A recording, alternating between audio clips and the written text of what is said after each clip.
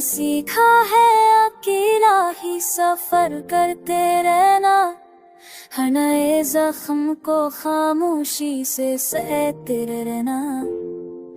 जो गए छोड़ के वो टूट के आए ही नहीं, मैंने आदत सी बना ली है ये कहते रहना।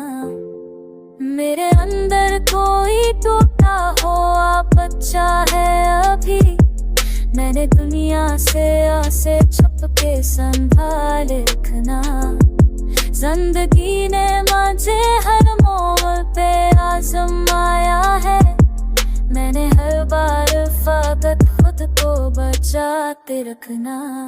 मेरे लफ्जों में छुपा रह गया बरसों का देख, मैंने हर शर को दिल से ही लगाते रखना। लोग तस्वीर समझते रहे हंसी को मेरी, मैंने आँखों में समंदर को छुपाते रखना।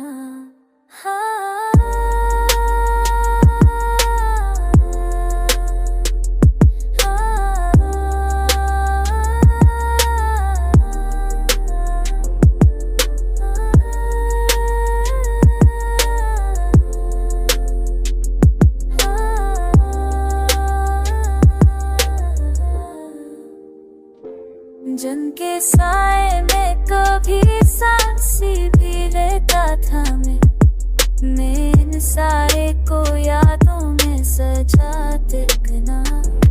अब तो खामोशी भी बातें क्या करती है, मैं